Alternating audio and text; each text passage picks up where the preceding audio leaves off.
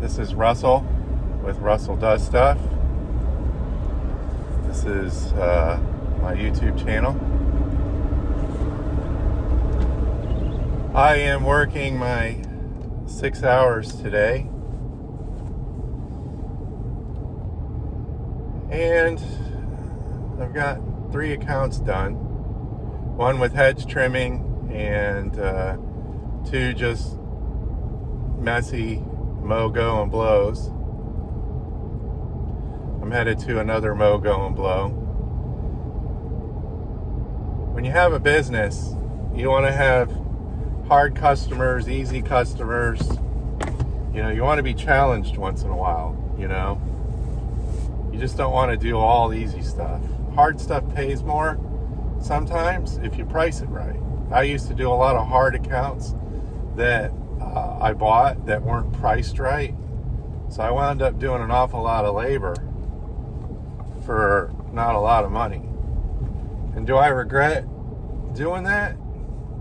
The answer is no, because I learned something. You're always learning something. The thought that came through my ears this morning was this. I've worked for a lot of people. Everyone broke, rich, poor, retired. I've employed homeless people, you know, some wealthy people, some older people, some younger people. You know, when you're halfway through your life, you should have at least been exposed to a large amount of people, okay? Everybody's doing the same things at different times, at different speeds. You know, I mean, we're not all eating the same food every night. We're not all living in the same house. We're not all living on the same street. You know, we may drive the same cars. You know, we may be in the same business as somebody else in another state. But pretty much we're all doing the same thing. And their goals, no matter at what stage in the game you're in, you want to be comfortable, you know. You want to have a soft pillow to lay your head on. You want a roof, you know. You want food, alcohol maybe. You know, you may want to entertain yourself, whether it's going to a movie or throwing a rock in a pond, you know. I left a customer's house. She's probably in her 80s. I'm not sure if she's debt-free or not. I hope she owns her house. Her husband's driving her to a part-time job. She loves her part-time job. She works at a grocery store. I think she does it a few times a week. I think she works more hours than I do. And she absolutely loves it. She came out the house this morning, saw me out working, gave me a nice wave. I made her husband grumpy last week, so he just smiled and gave me the old, "What's up?" So, I don't know that many wealthy people, rich people, that aren't working or doing something past 50, past 60, okay? I know people that are retired, and sit around the house and drink beer all day and do exactly whatever the heck they want. And they have a routine. They go, you know, they get coffee, they go sit out by the pool, they go to the grocery store, they do tinker in their yard or whatever, you know. And that's all they're going to do for the rest of their life, you know. They may not leave their home a lot. They may not, you know, this one guy I know doesn't go on trips. He doesn't want to go on trips. He wants to stay at his house. But that's rare. Most rich and wealthy people I know are volunteering.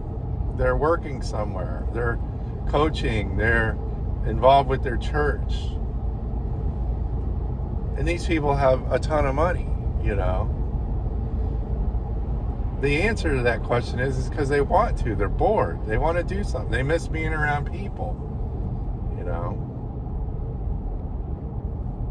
A lot of these shows on YouTube, these guys that go out and do bushcrafting and sleep in tents and debris shelters and stuff, I'd say 99.9% of them have a nice comfy house they go to, you know.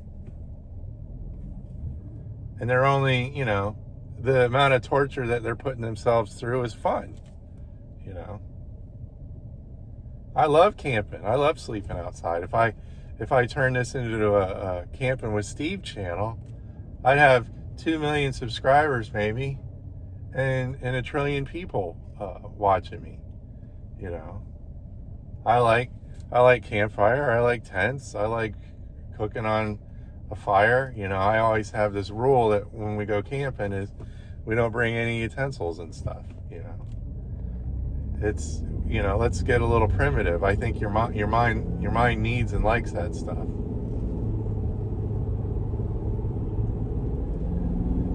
Sacrificing, it's important. I had a comment the other day, you know, guys getting discouraged and stuff. I don't know what type of business he started, but he's been on my mind. You know, I was there. I started a business and didn't have any customers. I had one customer. So I decided what type of business I wanted to be in, and I had to do other things outside of that business in order to build the business I wanted to be in up. You know, I was painting houses, doing pressure washing. I was detailing cars. Somebody offered me money to do something. I figured it out and I did it. And then I used that money towards, you know, that goal I was trying to achieve. You know, this business wasn't started on just that business's niche is income.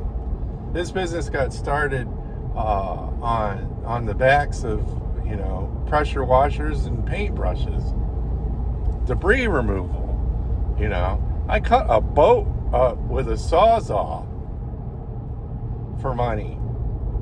I was taking couches and debris and junk to the dump. And when I saved up enough money, I started looking for accounts to buy. And I did a video on, you know, how to buy accounts. You know, the people doing what you want to do, there's a lot of them out there that want to get out of it. And you want to get into it. You know, people walk up to worn out, broke down folks and, you know, with a smile on their face and say, I want to be just like you. They'll sell you their business. They'll negotiate with you. You know, you'll get the one guy that's, you know, I want all of it up front. I want cash. I want this and that. And maybe that's not the right situation for you, you know. Everything's negotiable. Everything's for sale. If you want something bad enough, like I did, you just do it. You push through it, you know. That girl I dumped, because she didn't have the same goals as me, she'd come home after a 40-hour-a-week job, and I'd be sitting on the couch staring at the wall. She's like, you know, it'll be all right. Just keep moving forward, all right? Talk to people. Instead of sitting there feeling down in the dumps about not having a lot of customers, I should have been out walking around the neighborhood. You know, PMA, positive mental attitude. I didn't do all the right steps and stuff back then when I started this business. I've had 12 businesses. I didn't use the right steps. I didn't have YouTube. I mean, it was around, but I didn't know what YouTube was. I didn't have, you know, 7,000 gurus to listen to, you know. It's all easy chatter when you've made it, you know. It's easy to talk about your success after you've had success. You know, I don't forget the struggle. You know, you need that struggle. When I hired employees, I smiled when they were struggling because it's part of the pie. It's part of the dough. You know, I'm not the best at what I'm doing. There are other people out there better than me, and when I come across them, I smile. You know, and when they see me, they smile. They're like this tall, dangly, ugly dude. I think he's Russell Does Stuff. He don't know what he's doing. You know, I had one guy stop once and tried to show me how to use a mower. I think I hit a fire hydrant, a garbage can. I had people laughing at me. And one guy, instead of laughing at me, he said, "Hey, let me get off of this thing and let me show you." He explained it to me. It took me a few months to get good at it. You know, now I can write my name with it, play soccer, use it as a robot to get other jobs done. It's a tow truck. I pull bushes out of the ground with it. I've learned so much about that lawnmower. You know, you walk before you crawl before you walk type deal, you know. And if you fail, you fail. You learn something. You got to keep trying, all right? And don't give up. And there's no crying. Don't cry either. All right. If moving back to your parents' house or reducing your monthly expenses, or I knew a guy that slept in his car for 6 or 7 years while he was trying to pay cash for a house. You know, you're gonna have to do some of this stuff. You know, I reduced all the problems in my life, and I reduced my expenses to as little as possible while I was starting this business, because I knew I was going to suffer. All right, I barely had enough money for food and something to drink. You know, I was raising a kid by myself. No one was giving me child support. You know, you want to make it happen, you can. And everybody, there's so many people out there that have done it. You know, it's possible. I didn't think it was possible. I saw these large companies. I'm like, I'm trying to do that. And then I thought about it. I said, no, I just want a little bit of that. All right, just a little bit of that was great. Back then, you know, the American dream was to own your own house, get a mortgage. And then part of that American dream was to buy a car. Now you have a car payment. You know, back then I think you only had maybe a water bill and a light bill, you know, car insurance, maybe homeowners insurance. But now this world, you have this bill, that bill, you know, credit card interest, you know. You have all these things you're making payments on, cable, subscriptions, you know.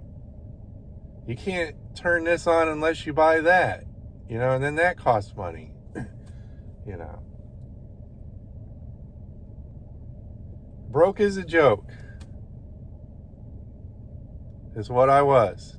And I needed to be broke as a joke in order to focus on my business and put every dollar that I was making back into it, you know.